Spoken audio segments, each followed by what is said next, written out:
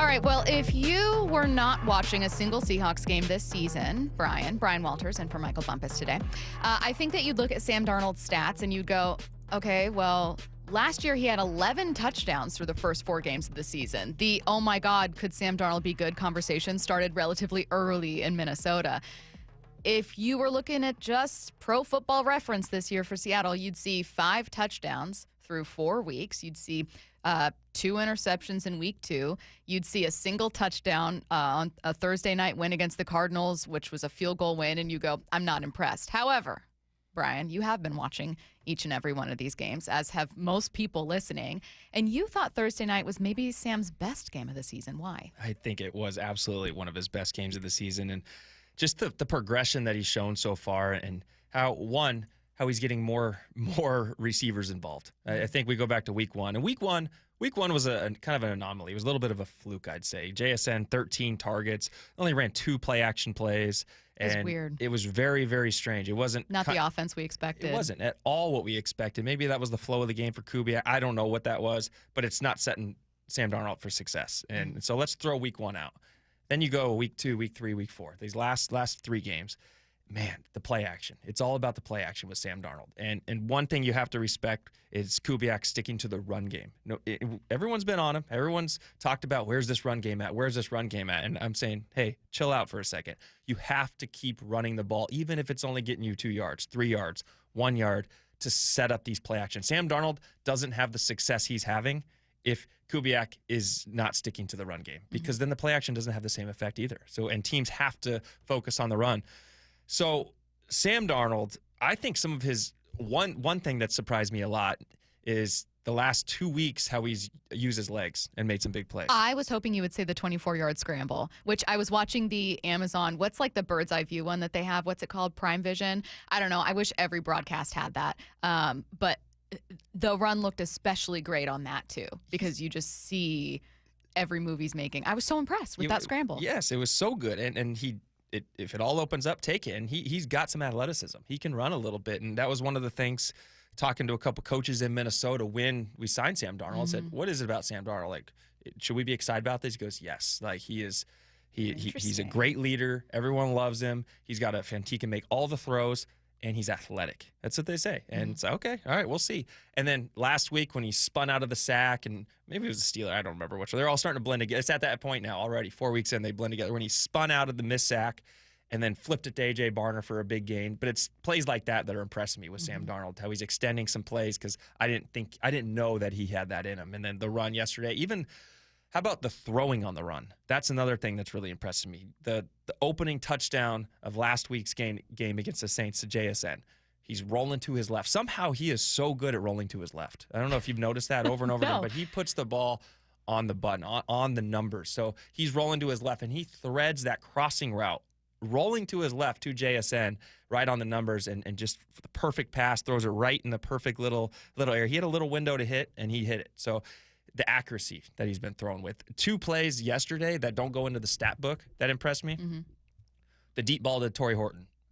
He threw that thing perfect. Was that the drop? I don't think it was it's a tough play. It was kind of a good defensive play, but he put it where only his guy could get it, and he had a chance to get it. And I mean, it was a brilliant throw. Just launched it, give your guy a chance, hit him in the chest. The guy made a good play, but that right there, I was like, wow, that is an incredible throw. Then you go, in the one drive they had with the big run, he hit Elijah Arroyo for the big play, scrambled to his right, throwing it on the run. Then he uses his legs, runs for 24 yards, and then the next play, he puts this perfect ball to Elijah Arroyo in the front left of that end zone, and Elijah draws the pass interference. But when you watch that pass, there's no better. If you could nitpick and move it a foot right, foot left, foot up, foot down, you wouldn't touch it. You'd be like, that was the absolute perfect spot for that ball to give him a chance, draw the pass interference. So it's his accuracy that is impressing me the most, and his accuracy throwing on the run, his accuracy rolling out on these play actions, the way he's found JSN on a lot of these deep balls now. He's made JSN the most explosive receiver in the game so far with all his 35-plus yard receptions so far this year. I believe he leads the league in those, because he had 3 in a row with over 40, and then yesterday was a 36-yarder.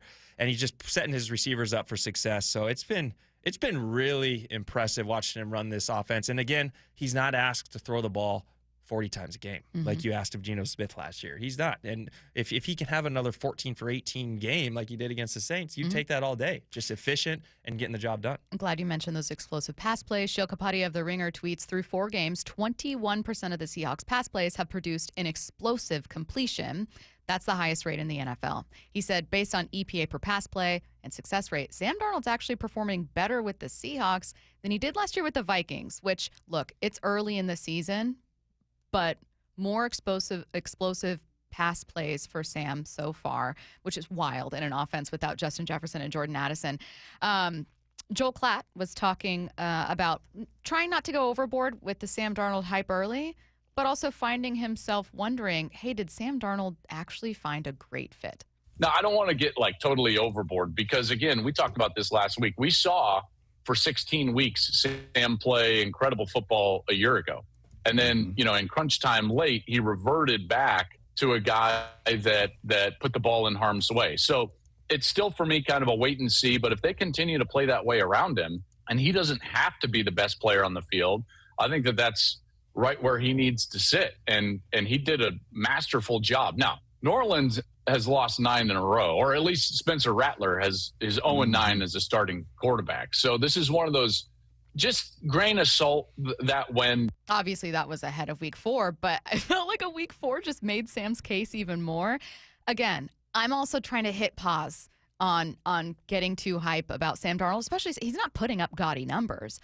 But again, if you're doing what you are and you're watching these individual plays, you're kind of finding that he's been a pleasant surprise, right? 100%. And I think what Joel Klatt just said there was perfect. He's not asked to be the best player out there. And that's what Sam Darnold's job coming in was to find his best players. Just get that ball out. He's getting the ball out quick and get it to your playmakers.